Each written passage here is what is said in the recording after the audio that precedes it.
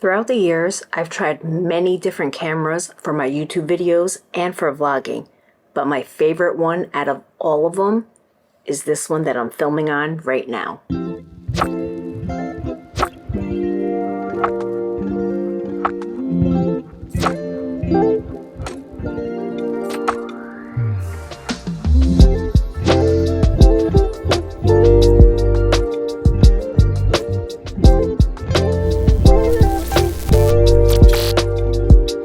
Welcome back to my channel. So good to have you back. If you're new here, my name is Tsung, and if you hit that subscribe button, I would really appreciate it. So yeah, I've tried many cameras throughout the years, trying to find that balance between it being user-friendly and producing really nice footage for my YouTube videos. Many years ago, I started out my first YouTube channel, which was based off of Lego, believe it or not. And the camera I used was the Canon G7X, and I absolutely loved that camera. And it was perfect for my videos at the time. Then I upgraded from that point and shoot style to the Canon M50, where I can swap out lenses to get different looks. Then finally, I made the switch to Sony. I used my main photography camera, which is the Sony A7 IV, to film my YouTube videos at the time.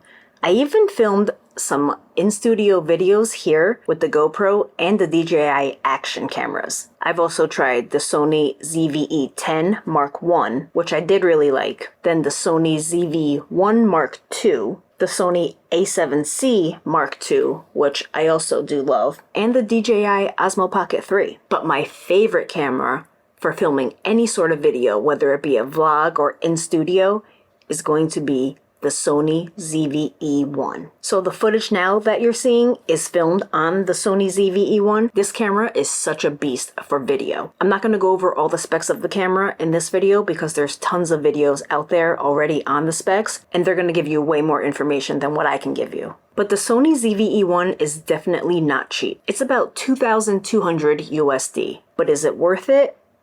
Yes. If you have the extra money, I highly recommend this camera. I think you'll be very happy with it. I get comments all the time on the image quality of my videos, and it's all because of this camera right here, the Sony ZV-E1. Some of the reasons why I absolutely love this camera is number one, its size. It's probably the smallest full-frame video camera that you can get. It's such a lightweight and small full-frame camera that can produce some awesome-looking footage. Although this is a very video-forward camera, it can produce some awesome photos as well. I shoot about 80% of my YouTube thumbnails with this camera as well. It has 8-bit video and S-Log 3. And although I don't shoot slow-mo all that much, if I did want to, it's got 4K 120. And let me tell you, it comes in clutch for that smooth, buttery B-roll. And because I shoot most of my footage handheld, that footage can be a bit shaky. In post, slow it down, and you're golden. I hear this saying a lot, and I'm sure you've heard it too, that gear doesn't matter. And although I believe that statement, just know that depending on the gear that you get,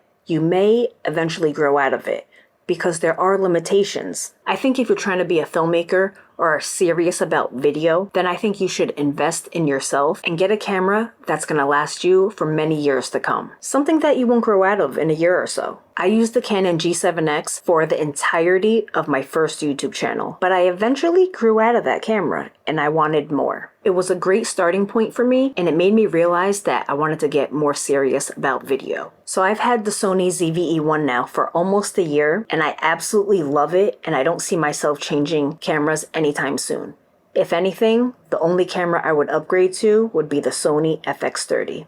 Eventually. One day. But I do think that this camera is going to last me for many years to come. If you're interested in seeing all the gear that I use, I link it down below, so feel free to check it out. So if you're looking for a video forward camera, then I highly recommend this camera right here, the Sony ZV-E1. I personally pair it with the Sony mic and also the 16 to 25mm G lens, and I've got the perfect setup right there. I think you will be very happy with this camera and the image quality that it produces. Drop a comment down below and let me know what your favorite video camera is. I'd love to hear what you guys have to say and what you prefer to use. Thanks for watching, and I'll catch you guys in the next one.